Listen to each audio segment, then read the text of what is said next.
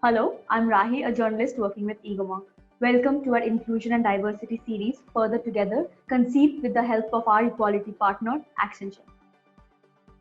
Our guest for today is Nipun Malhotra. He's a social entrepreneur and the co-founder and CEO of Nipman Foundation.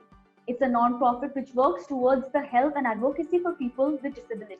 Thank you so much, Nipun, for joining us. That what have been your motivations to start the Nipman Foundation, and what is the kind of impact that your foundation has had?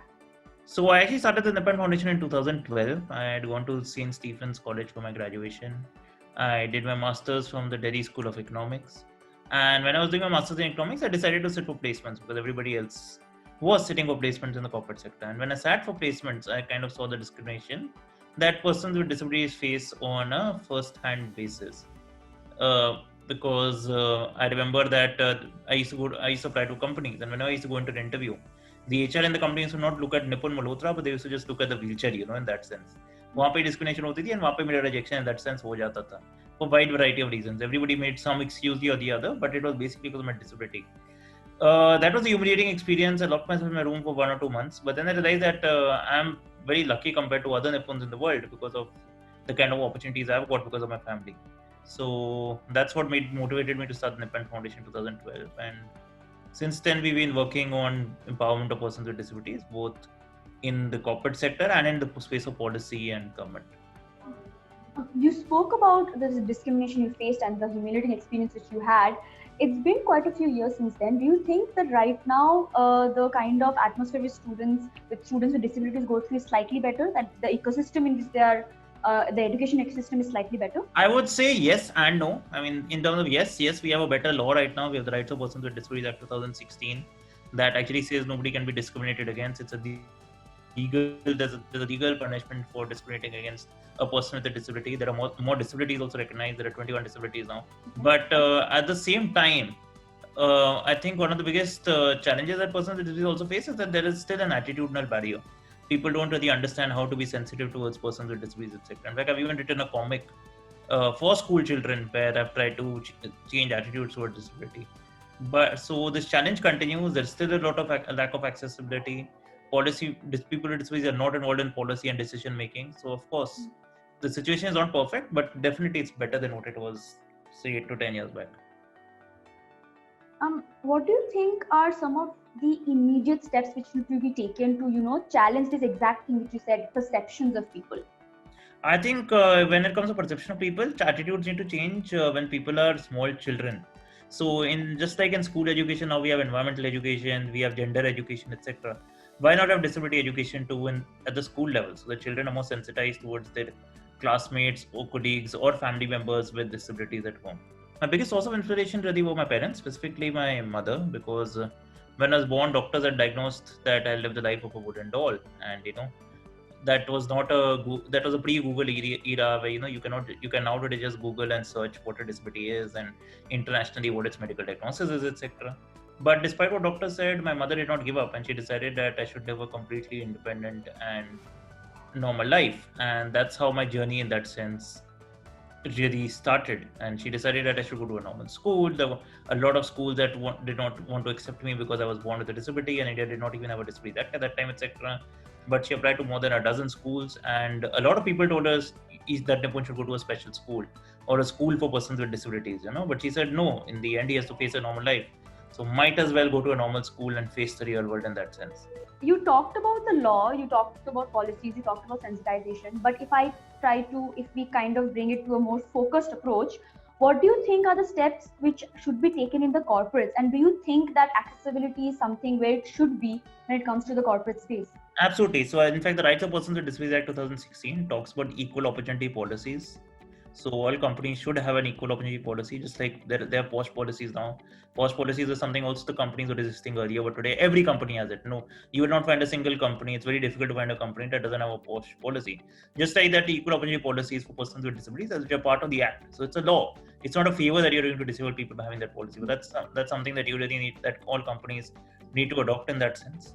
Second, companies need to identify what are the challenges in terms of accessibility in their own organizations and look after rectifying them. Because once you are completely accessible, you will start looking at persons with disabilities automatically as an asset instead of a liability in your organization, and a lot will get corrected automatically in that sense. Apart from that, there are also a lot of companies that have made business models around hiring persons with disabilities. For example, there is this company called Miracle Couriers in Bombay, which was started by this Oxford graduate. He actually realized that when a delivery boy delivers couriers, he doesn't need to really talk to anybody. So why not hire just deaf people and start delivering couriers? And today it's one of the biggest courier companies in Mumbai. It's even tied up with Amazon to be their last mile coverage delivery partner. And a lot of companies have also realized that there's a business model for hiring persons with disabilities. And there are many reasons for that. I know the time is short, so I'll only mention one or two reasons. One of them is, of course, that employee morale becomes higher, because employees feel that they're working in a company that has a larger purpose in life than just profit when the company has persons with disabilities. Secondly, customer satisfaction is higher. You can look at, you mentioned you've spoken to Mr. Keshav Suri. You can look at Lalit Hotels. You can look at Lemon Tree Hotels. There are a lot of hotel chains that have actually done this, where they've hired persons with disabilities because customer confidence increases when they go to a hotel that has persons with disabilities. A third reason is that there's lower attrition. This, of course, is kind of, it's a double-edged sword in that sense. That means that persons with disabilities are not maybe getting too many opportunities, that attrition is lower. But at the same time, when you look at it from an employer's perspective, why not? If you are getting lower attrition because you hire persons with disabilities, you might as well hire persons with disabilities, because you'll have to train fewer people because they will leave the organization at a slower rate. You spoke about COVID. Could you tell us some of the things which Nipman Foundation has been doing during this time?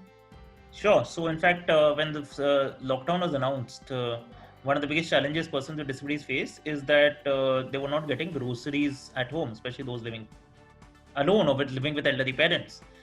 And unfortunately, no state government in this country did much for persons with disabilities in that sense. I think the Kerala government did a few things, but it was hardly anything. And living in Delhi, I felt something needs to be done in Delhi. So actually, we partnered with a few other NGOs, and we started this project called Project Delhi to deliver groceries to persons with disabilities. And I'm happy to share that we were delivering stuff to more than 2,100 individuals through that particular project. It was a totally crowd-funded project, and we ended up impacting a lot of people. I also have this program called Wheels for Life, where we connect people who need wheelchairs, people who can donate wheelchairs. And throughout the lockdown, we were distributing wheelchairs to persons with disabilities also who needed them. So both these projects were actively going on throughout that time. As India becomes more digital, what opportunities and accessibility can it provide to people with disabilities? I think that is a very good question, especially during times of COVID, because I remember a lot of persons with disabilities for the last many years were saying that give us the opportunity to work from home, because हम काम तो किसी जैसे भी कर सकते हैं, but because public transport is not accessible, etc., we struggle to come to office. And a lot of companies used to say, no, work cannot happen from home. You need to come to office. So it's a funny deja vu moment in that sense, where today everybody is working from home. Yeah. So I think work from home is a great opportunity for persons with disabilities, of course. I can see that a lot of opportunities will open up for persons with disabilities, because a lot of the accessibility challenges in terms of physical infrastructure go away. But at the same time, I think it is also important for companies to realize that even when they're buying technologies, they buy technologies that are accessible. And I mean accessible technologies that are, for example, compatible with a screen reader for the blind, etc. Because if you do not buy accessible technologies, again, persons with disabilities will face a big challenge in that sense. So, and it doesn't cost extra money to buy accessible technologies. It just means making the right decision by being smart about buying the right software. Because, for example, for every product or every service, there are options of 2-3 manufacturers of those products or services, or creators of those products or services. So do a study, find out which products or services are accessible, ensure that they are bought, so that persons with disabilities can also be fully included. But yes, I think it is a great moment for persons with disabilities, because we've been saying for long, give the option of work from home, and today the whole world is working from home. So that doesn't mean I don't want the pandemic to end. I am somebody who's a very social person. I don't like being at home. I like traveling all over the world, etc. But I'm talking more from disability in general. Yeah. So it's a boon and a bane, the pandemic. Of course, yeah. Thank you so much, Nipman. Thank you for talking to us. Thank you for talking to us on such a wide variety of things and just giving us an insight. Thank you.